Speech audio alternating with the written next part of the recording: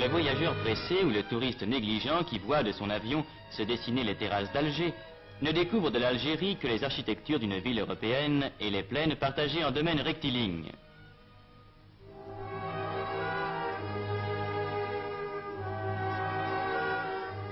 Sur la route, si pareille aux routes de France, il retrouvera les paysages de l'Hérault avec l'immensité de leurs vignobles.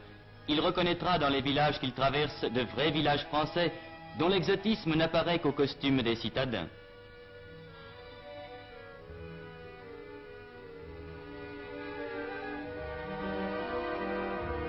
Il situera en Beauce ou en Brie ces plaines à blé dont les chaumes coupés hauts marquent seuls que nous ne sommes pas en France.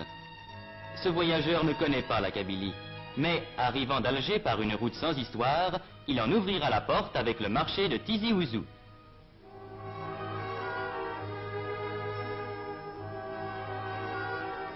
Déjà, il aura rencontré par centaines sur la route ces paysans venus de 20 km à la ronde, à pied ou à dos de mulets, poussant leurs bêtes. Et il se trouvera soudain au détour de la route, devant une foule bigarrée d'où monte une immense poussière et un infini brouhaha. C'est le marché.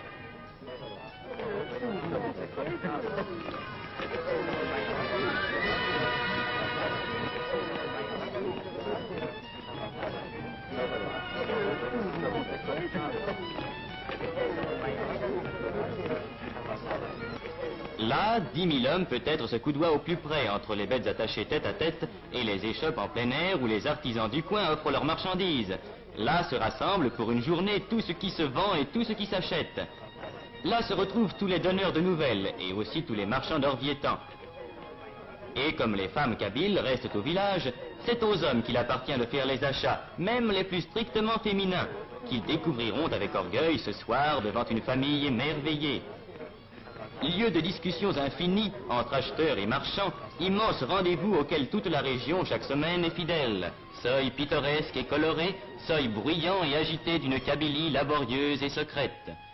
Tizi Ouzou, qui a rang de sous-préfecture, est le point de transition où, dans un décor presque européen, se rencontrent les traces caractéristiques du vieux pays berbère et les apports de la vie moderne où le café mort et le marchand de sel, apanage des bourgs de la vieille Afrique, voisinent avec le garagiste réparateur de pneus des grandes routes modernes. Point de suture entre deux mondes, l'un banal à tous les yeux, l'autre encore trop inconnu, où cette route qui monte va nous faire pénétrer.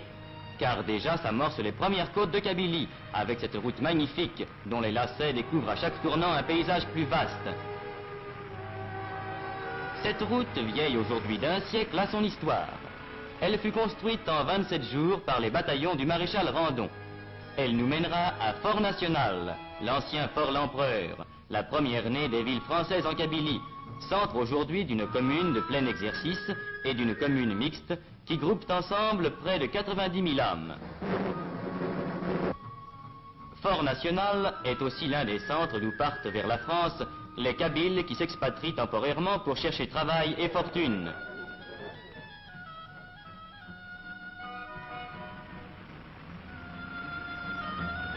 C'est de là que s'en vont ces travailleurs que les mines et les usines françaises emploient volontiers pour leur qualité, laissant au pays les femmes et les vieillards.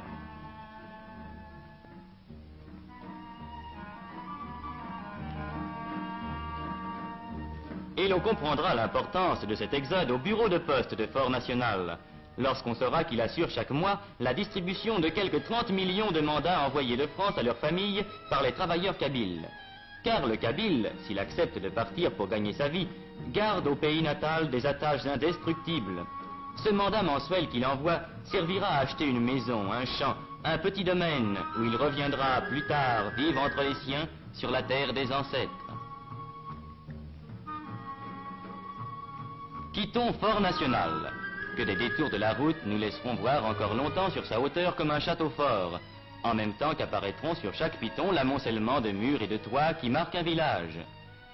Car dans les temps anciens, les Kabyles, race autochtone, accrochés à leurs terres montagneuses, ont, par crainte des pillards et des envahisseurs, établi leur village sur les crêtes pour mieux résister aux attaques et aux incursions des conquérants.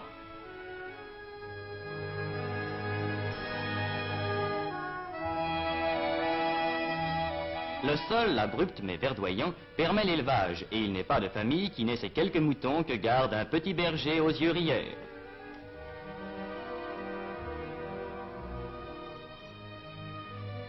La terre est la seule richesse, la seule source de vie, la seule abondance. Pauvre abondance. Champs de Kabylie à flanc de coteaux, cultivés à force de peine, champs maigres qui laissent pousser de maigres moissons de seigle ou d'orge, d'où pendant des siècles le peuple kabyle a tiré son pain.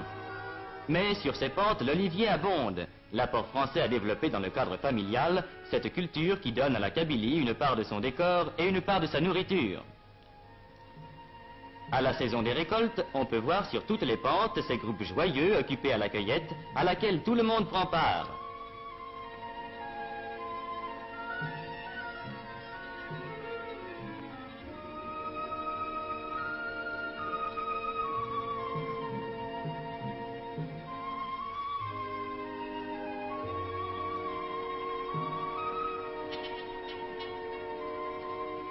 Pittoresque Kabyle.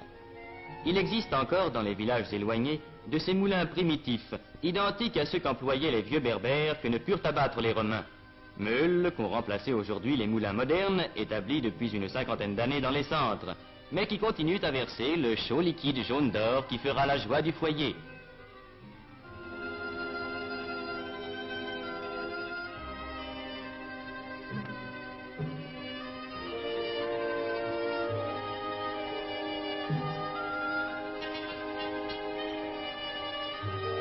Nous nous arrêterons un instant auprès de la meule ancestrale. Nous regarderons couler le beau sang des olives, cette richesse liquide et parfumée dont l'odeur emplit à la saison chaque maison de Kabylie. Nous suivrons cette vieille chargée qui, comme autrefois, s'en va avec son fardeau vers son village haut perché.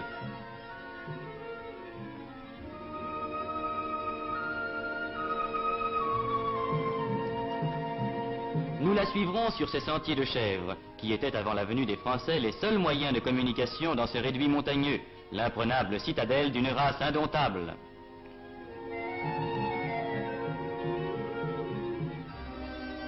Nous parviendrons avec elle au village qui a souvent gardé son allure ancienne, avec ses chemins étroits entre les murailles, ses fileuses au seuil des portes et son grand air de dignité robuste.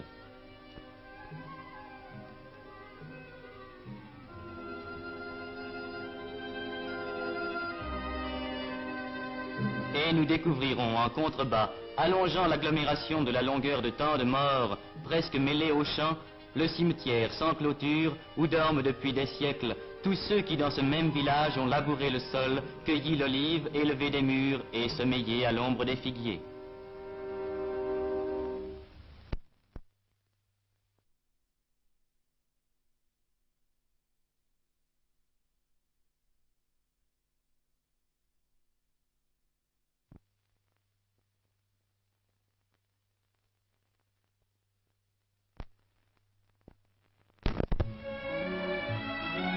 Sur notre route s'ouvre la forêt.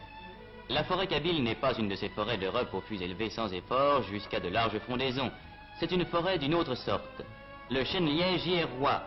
Autre richesse primitive du pays kabyle, chaque année on y récolte par larges feuilles cette écorce légère qui partira vers les fabriques de France ou d'ailleurs où sa transformation s'accomplit.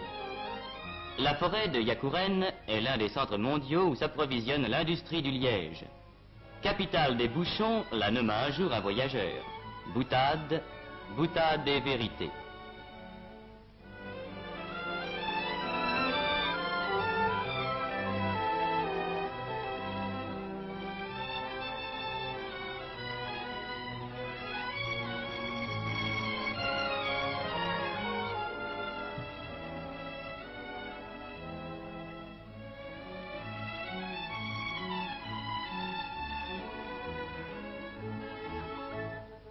Reprenons la route.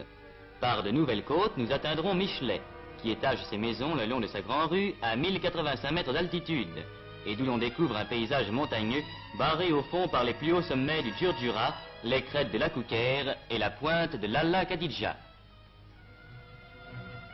Michelet, chef-lieu d'une commune mixte de 80 000 habitants, règne sur les contreforts de la grande barrière montagneuse.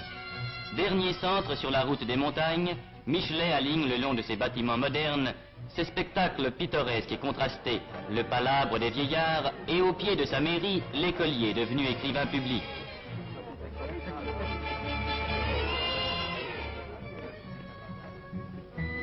Ici comme en d'autres centres de Kabylie, la prévoyance française a créé un dispensaire, régulièrement fréquenté par la population, dont la mortalité enfantine se trouve aujourd'hui considérablement réduite. En Kabylie aussi, l'apport français a été de créer pour ce peuple terrien une école d'arboriculture, où jeunes Français et jeunes Kabyles apprennent l'art complexe de la greffe et de la plantation, la science de l'arbre qui dans l'avenir décuplera peut-être la richesse de la Kabylie en faisant un vaste verger.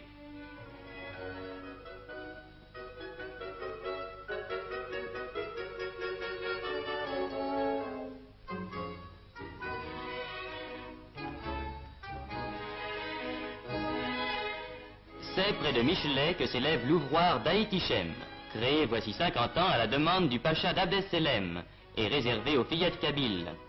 Chaque jour on les voit, ces fillettes vêtues de cotonnade à la mode du pays. Ces fillettes qui, pour la première leçon, ont appris la propreté physique, à qui l'on donne en même temps l'instruction et un métier. Car cette école, qui a fait dans tout le pays kabyle la renommée d'Aït-Ichem, est l'une des grandes réussites de l'apport français.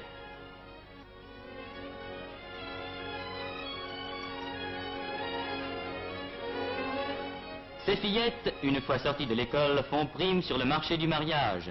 Elles parleront français et sauront, selon les meilleures techniques, tisser ces étoffes et ces tapis d'un dessin subtil et d'un art à la fois primitif et compliqué qui compte parmi les témoignages de l'art berbère.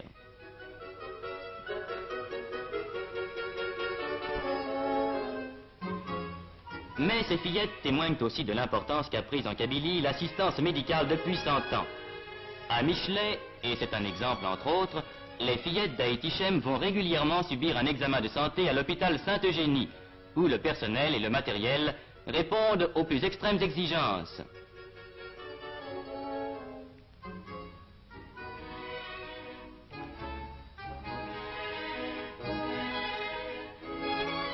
Grâce à ces aménagements sanitaires, la vie kabyle, autrefois menacée par les maladies et la déficience de l'hygiène générale, a pu remonter la pente et s'assurer plus fortement pour l'avenir.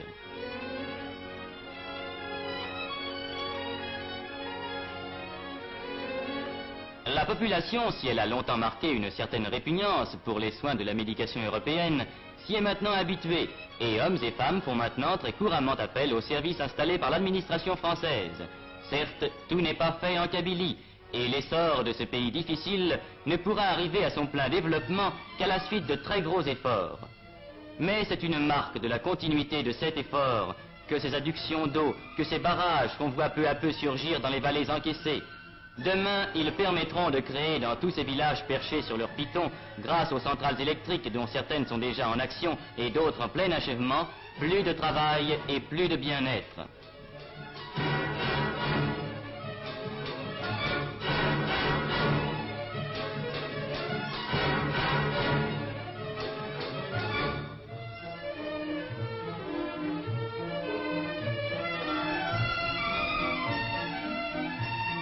La force électrique donnera du travail et du pain à cette terre peu hospitalière où une race n'a pu vivre qu'à force de volonté.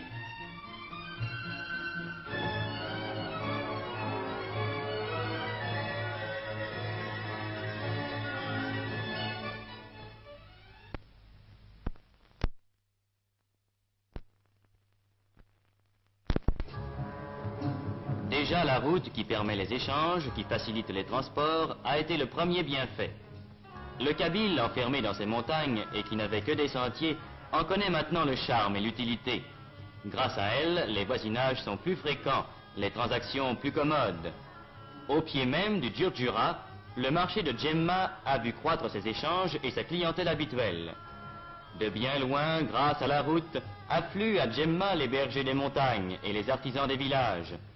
Au milieu d'une forêt d'oliviers, au bord d'une rivière qui ne tarit jamais, le marché de Djemma mêle la foule bruyante des marchés de tous les pays autour des éventaires pittoresques. Le potier y étale sa vaisselle. Le tailleur y coud son vêtement, dans ce mouvement continuel de marée humaine, au son du marteau du maréchal qui ferre des mules à grands coups.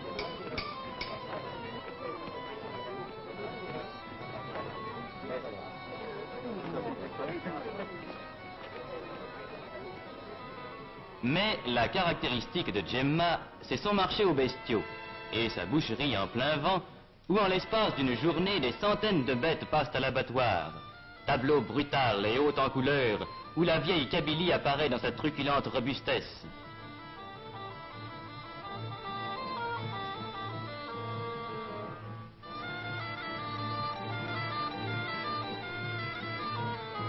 C'est là qu'avant le départ, on se régalera d'une brochette savamment découpée, savamment préparée, savamment cuite. Le régal du marché d'Afrique. Et ce sera le soir sur la place vide, l'heure des charognards, ces auxiliaires gratuits de la voirie qui feront place nette. Abandonnons aux charognards le marché de Djemma et poursuivons notre route vers les villages des Beni Yeni. On ne connaîtrait pas la Kabylie sans avoir vu ces 6 villages qui en sont proprement le cœur. Sans doute, depuis l'ère française, les villages ont changé. La dure silhouette du château d'eau qui domine Aït Larba en est le premier témoignage. Car aujourd'hui, ces 6 agglomérations qui groupent la plus forte densité humaine en pays kabyle, 248 habitants au kilomètre carré, connaissent sur leur sommet le miracle de l'eau vivante, cette eau qu'il fallait naguère charrier le long des pentes.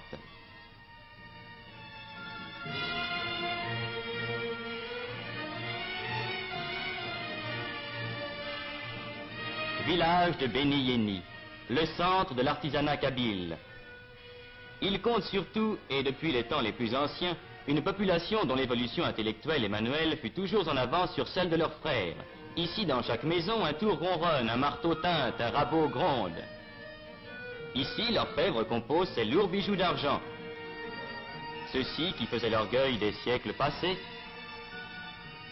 ceux-là auxquels l'époque a donné un nouveau tour.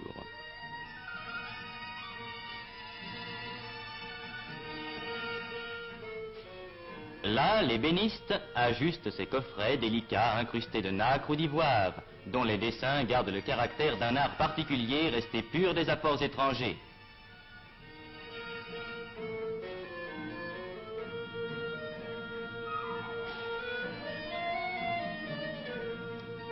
C'est à cause de cette sorte de maturité intellectuelle que traduit si bien la vie artisanale des Beni Yeni que la France a tenu à leur donner depuis des années un statut administratif spécial, en y créant des centres municipaux résolument autochtones et en conférant l'écharpe de maire à des citoyens choisis dans la population.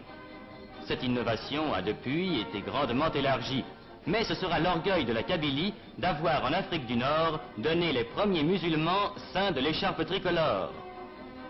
C'est ainsi qu'on peut voir, comme au centre municipal de Tassaf Tougemoun, autour de son maire revenu de Paris après y avoir travaillé des années, un conseil municipal uniquement composé d'enfants du pays, examinant avec compétence les affaires de la commune, réglementant, décidant et statuant avec autorité sur l'administration communale.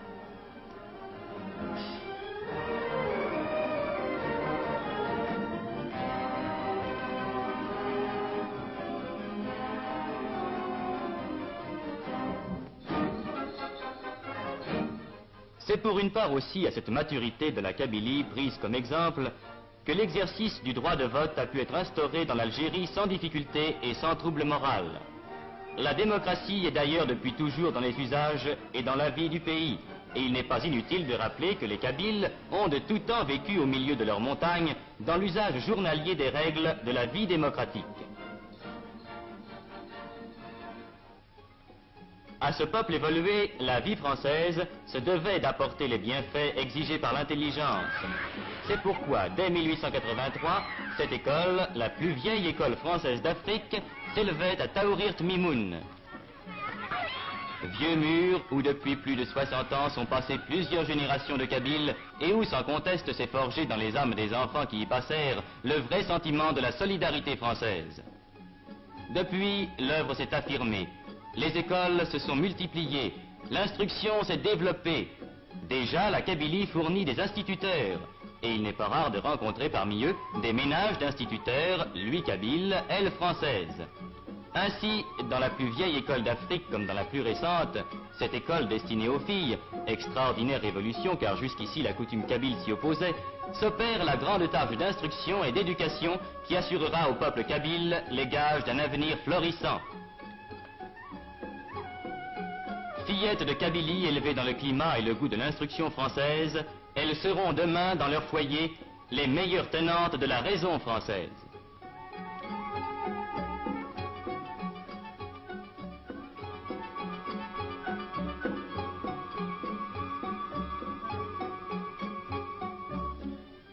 Maintenant, sur cette route qui gravit toujours la montagne, quel dernier spectacle réserve la Kabylie? La végétation se fait plus rare. L'empire du roc et de la pierre nue s'affirme.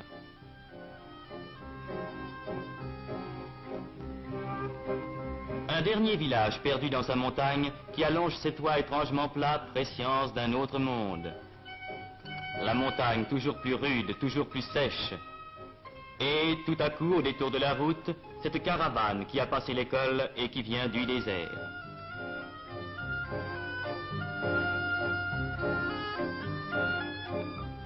Un cèdre soudain poussé en plein rocher et dont la présence signale que nous arrivons à l'altitude de 2000 mètres. Maintenant, c'est seulement le silence, la fin de toute vie, la haute solitude.